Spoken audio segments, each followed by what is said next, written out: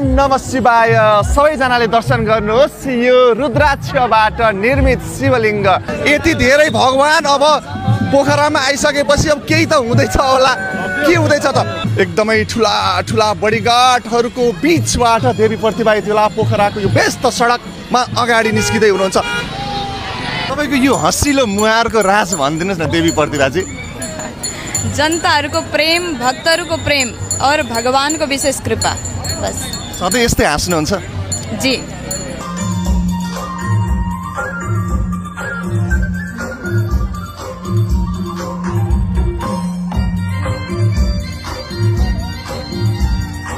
धार्मिक कोटी होम सुरु भइसकेको छ। सबैजना भक्तजनलाई एकपटक आइदिनका लागि म आग्रह गर्न चाहन्छु। निकै नै ठुलो, निकै नै विशाल कलश यात्रा आइसकेको छ प्रवेशद्वारमा र अब यहाँबाट प्रवेश हुँदैछ।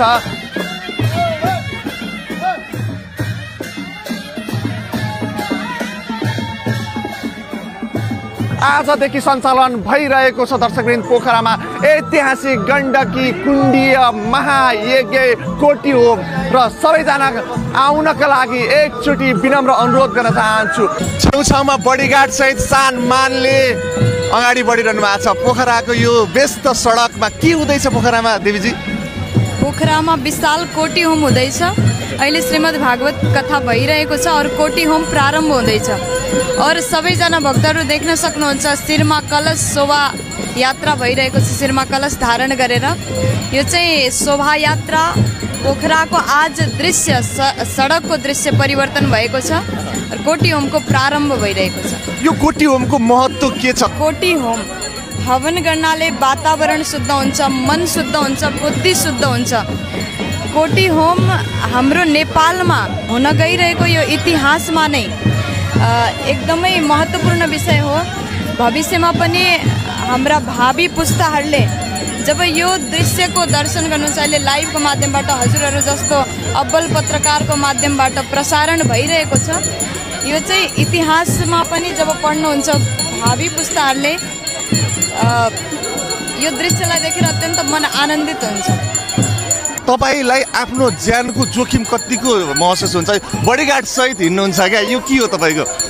यो एउटा आफ्नो सुरक्षा हो। हजुर, त्यो त नेताहरूलाई दिइने सुरक्षा भन्दा पनि कम छैन यो सुरक्षा हेर्दा। नै त्यस्तो होइन, यो आफ्नो सुरक्षा हो। हजुर, तपाईँको रहर हो कि?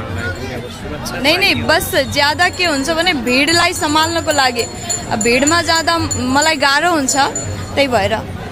तपाईँको यो हँसिलो मुहारको राज भनिदिनुहोस् न देवी प्रतिभाजी। जनताहरूको प्रेम, भक्तहरूको प्रेम और भगवानको विशेष कृपा बस। सधैँ यस्तै हाँस्नुहुन्छ? जी। जनताहरूलाई के भन्न चाहनुहुन्छ? जनताहरूलाई हजुरहरू सबैजना आउनुहोस् पोखरामा, समस्त नेपालबाट आएर यो कोटी होमको दर्शन गर्नुहोस्, भागवत कथा श्रवण पान गर्नुहोस् और आफ्नो जीवनलाई धन्य बनाउनुहोस्। हस्, धन्यवाद। हामीसँग हुनुहुन्थ्यो कथावाचिका देवी प्रतिभाजी। देवी प्रतिभाजीको हेर्नुहोस् त यो शान, यो इज्जत, यो मान कुनै नेताभन्दा कम छ र? शान मानका साथ अहिले यहाँ कलश यात्रा चलिरहेको छ। यो के भइरहेको छ यसबारे क्वेसन अलिकति जानकारी दिनुहोस्। यति बेला मसँग हुनुहुन्छ बाल योगेश्वर विजय कृष्णमूर्ति महाराज र उहाँ यस कोटी होमको सङ्कल्पकर्ता पनि हुनुहुन्छ र म उहाँसँग थोरै यस विषयमा बुझ्न चाहन्छु केही कुराहरू। नमस्ते। नमस्ते, राधे राधे। हजुरलाई स्वागत छ। हजुरको सङ्कल्पमा यति ठुलो कोटी होम सम्पन्न हुँदैछ अहिले पोखरामा। आजदेखि यो सुरु भइसकेको छ, यसलाई कुन रूपमा लिइरहनु भएको छ तपाईँ? एकदमै यो एक युगमा एकपटक, इतिहासमा एकपटक, हाम्रो जीवनकालमा एकपटक र नभूत नभविष्य विशाल यज्ञ जो गण्डकी कोटी होमको कस्तो हुन्छ, त्यसले रूपरेखा कस्तो लिन्छ भन्ने कुरा आजको कलश यात्राले यो झलझलको र सङ्केत दिइसकेको छ। यो किसिमको माया, यो किसिमको कोटी होम पोखरामा सञ्चालन भएको थिएन यो भन्दा अघि? अनि यो नेपालकै इतिहासमा 100 कुण्डीय गायत्री कोटी होम विराटगढीमा पहिलो पटक नेपालको धरतीमा हुँदैछ न पूर्वजहरूले न यो भविष्यका सन्ततिले देख्न सक्लान् या नसक्लान्। त्यो किसिमको यज्ञ अहिले मातृभूमि नेपाल आमाको काखमा त्यो सुन्दर नगरी पोखरा बिरोडा 17 नम्बर वार्डमा भइरहेको छ। यो तपाईँले यति ठुलो कार्य होइन, यति ठुलो कोटी होम सञ्चालन गर्ने बेला धेरै चुनौतीहरू भोग्नु परेका कुराहरू पनि थिए। ती कुराहरूलाई सहजै मिलाउन पनि सफल हुनुभयो। कसरी सम्भव भयो? यहाँहरू सबैको साथ सहयोग माया आशीर्वाद प्रेमले यो सम्भव भयो। पूर्व मेची महाकालीका आम श्रद्धालु श्रद्धेय आमा बुवा दाजुभाइ दिदीबहिनी सबै श्रद्धालु भक्तजनहरू मातृशक्तिहरूको आशीर्वादले नै यो सम्भव भयो। र यो विराट यज्ञ ठुला कामको लागि ठुलै चुनौती भने जस्तो आए। त्यो सबै कुराहरूलाई हामीले चिर्दै आफ्नो सङ्कल्पलाई दृढ विश्वासका साथ अगाडि गऱ्यौँ। भगवान्को कृपाले पशुपतिनाथ र मुक्तिनाथको कृपाले यो सम्भव भएर आज इतिहासकै ठुलो धार्मिक क्षेत्रमा यति ठुलो शोभा कलश यात्रा पहिलोपटक हुँदैछ। यो सबैले अनुभव गरेको कुरा, प्रत्यक्ष देखेको कुरा हो। धार्मिक कार्यमा विरोध बाधा निम्त्याउन खोज्ने ती तत्त्वहरू अहिले धर्मको अगाडि घोडा टेक्नु पर्यो। एकदम यो त सत्यको अगाडि, धर्मको अगाडि, साधनाको अगाडि, त्याग र तपस्याको अगाडि। पहिला पनि प्राचीन समयमा यज्ञादिमा विघ्न बाधाहरू आउँथे, विभिन्न समयमा चाहिँ अवरोध गरिन्थ्यो। त्यहीको प्रतिरूप कलियुगमा पनि विभिन्न यज्ञहरूलाई बाधा गर्ने, अवरोध गर्ने प्रयास भए। ती कुराहरू सबैलाई हामीले बिर्सेर भगवान्को मार्गमा, सामाजिक कामको मार्गमा, समाजसेवाको मार्गमा हजुर हामी सबैलाई दुःख आरोप प्रत्यारोप चाहिने नचाहिनेहरू यो त नेपालमा भइरहन्छ। र त्यसको बावजुद राम्रो काम गरेका थियौँ, राम्रो प्रतिफल पाइयो हामीले। यो हामीले प्रत्यक्ष अनुभव गऱ्यौँ, देख्न पायौँ। हिन्दू, बौद्ध, जैन, किराँत, मस्टो सम्प्रदाय मान्ने मातृभूमि नेपालमा भएका जति पनि प्राचीन सभ्यता, रीतिरिवाज, चाडपर्व, संस्कृति, हाम्रा परम्परा जे छन् ती सबैको प्रतिनिधित्व गर्छ यो कोटी होम महायज्ञले। अब यो कोटी होम यति विशाल छ कि यहाँ त धेरै दानहरू पक्कै पनि जम्मा हुन्छ होला। अब त्यो दानले गर्नुहुन्छ कि अलिकति खुलाइदिनुहोस्। एकदम अहिले हुन त यो विशाल कोटी होम ज्ञानमा करोडौँ खर्च छ र यसको मूल उद्देश्य भनेको विश्वको कल्याणको लागि, आम नेपालीको सुख शान्ति र समृद्धिको लागि, सँगसँगै मानव सेवा फाउन्डेसन अक्षय कोष स्थापना गर्ने र अहिले ललितपुरमा सञ्चालित मामाघर आश्रम, भक्तपुरमा सञ्चालित हाम्रो जो छोरीको घर ज्येष्ठ नारी आश्रमको सहयोगार्थ यो कार्यक्रम छ। र यहाँका हरिहर मन्दिरको सर्वाङ्गीण विकासको लागि, कैलाश धामको विकासको लागि, मुक्तेश्वरको विकासको लागि, सनातन धर्मको जगेर्नाको लागि नै यो यज्ञबाट सङ्कलित रकम खर्च हुन्छ। यहाँ हजारौँ भक्तहरू आउनु भएको छ, पानीको व्यवस्था गरिएको छ, फ्रुटीको व्यवस्था, फलफुलको व्यवस्था, प्रसादको व्यवस्था, केही भक्तहरूले दिएकै रकमबाट खर्च हुने हो यो सम्पूर्ण व्यवस्था। त्यही भएर यज्ञबाट सङ्कलित 1 रुपियाँ रकम पनि कुनै दुरुपयोग हुँदैन, अनियमितता हुँदैन। यसलाई पारदर्शिता साथ अगाडि ल्याएर आम भक्तहरूको सेवामा पनि खर्च गर्छौँ हामीले।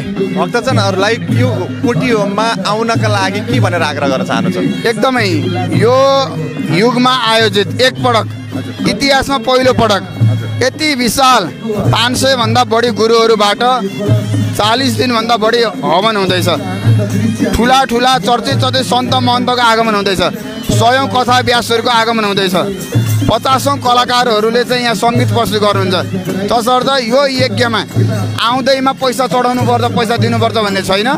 विशुद्ध रूपमा आउने, कथा सुन्ने, यज्ञको दर्शन गर्ने, आफूले आध्यात्मिक र धार्मिक लाभ लिने हो। यसबाट कुनै हाम्रो स्वार्थ छैन। सहभागी भएर पुण्य प्राप्ति गर्नुहोस्, प्रसाद ग्रहण गर्नुहोस्, आफ्नो जीवनलाई धन्य बनाउनु, सनातन संस्कृति हाम्रो परम्परालाई जोगाउनलाई अहमतम र महत्त्वपूर्ण भूमिका खेल्नु, यसैको लागि आह्वान अपिल गर्दछौँ हामीले। र आजदेखि सञ्चालन भएको यो कोटी होम जेठसम्म, जेठको 26 गतेसम्म सञ्चालन हुने भनेर हामीले बुझेका छौँ। र सबै भक्तजनहरूलाई एकपटक आउनका लागि, कथा सुन्नका लागि, धर्म कमाउनका लागि, प्राप्ति गर्नका लागि यहाँ आउनुहोला भनेर हामी अनुरोध पनि गर्न चाहन्छौँ। नेपालको इतिहासमा सबैभन्दा ठुलो अभूतपूर्व अनुष्ठान जो श्री गण्डकी सतकुण्डीय गायत्री कोटी होम, सत भनेको 100 कुण्डको कोटी होम हुँदैछ र विशाल कोटी होममा 100 कुण्डको कोटी होम हुँदैछ। जुन कुण्डमा 100वटा कुण्ड रहन्छन्, एउटा कुण्डमा 3 जना ब्राह्मण गरेर 300 ब्राह्मणहरूबाट एकैचोटि मन्त्र मध्येको पनि शक्तिशाली मन्त्र गायत्री मन्त्र जप गरेर हामीले जनेऊ संस्कार गरेका छौँ नि, जनेऊ लगाएका छौँ। धर्ममा अति नै मानिने मन्त्र बिना हिन्दू धर्मका कुनै पनि एउटा कर्म पूर्ण हुँदैन।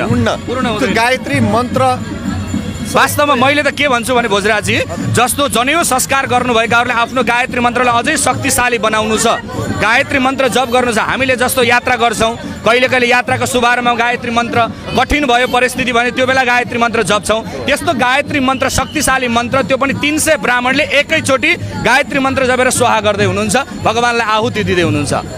यो त अभूतपूर्व हो, ऐतिहासिक हो, अद्वितीय हो। नेपालको इतिहासमा अहिलेसम्म यत्रो अनुष्ठान थिएन भएको, छैन अहिलेसम्म, कसैले गर्न सकेन यो अहिलेसम्म। यो अहिले किन हुन लाग्छ? यो खास अहिले ठ्याक्कै हुनुको कारण के हो? यो देशको अवस्था, देशको परिस्थिति, देश उथल पुथल भयो, अब एउटा ट्र्याकमा लिनको लागि यसले कतिको महत्त्व? अब के हो भने सनातनीहरूको ध्वजा फहरिनुपर्छ, सनातनीहरू एक हुनुपर्छ, ओमकार परिवार एक हुनुपर्छ।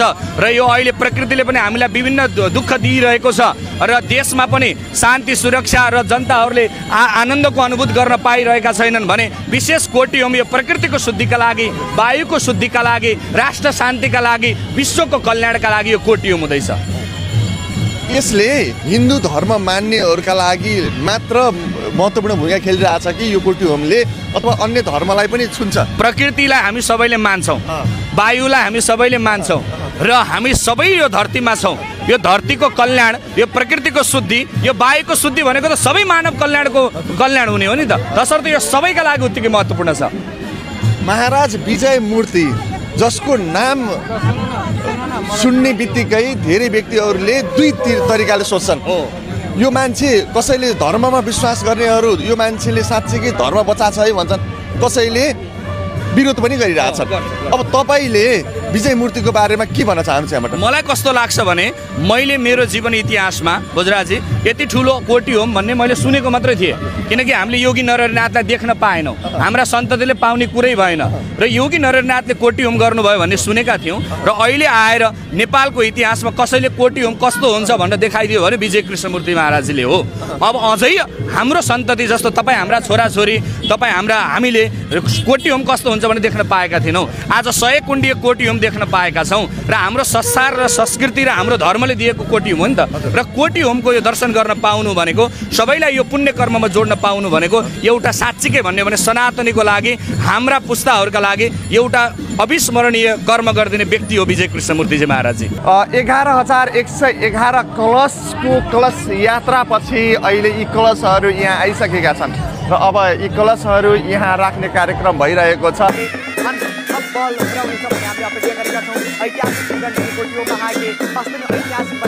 उहाँको आगमनसँगै र उहाँको कर्तव्यबाट भोलि यस ऐतिहासिक श्रीगण्डकी कोटी होम महायज्ञको पूर्वाङ्ग पनि गरिनेछ। म तपाईँलाई पनि जानकारी गराउन चाहन्छु, उहाँको उपस्थिति यहाँ भइसकेको छ। अब भोलि र पर्सिसम्म उहाँ निरन्तर रूपमा नेपालमा बस्नुहुनेछ। यस पोखराका अन्य पर्यटकीय क्षेत्रहरूको पनि उहाँले अध्ययन गर्नुहुनेछ, अवलोकन गर्नुहुनेछ।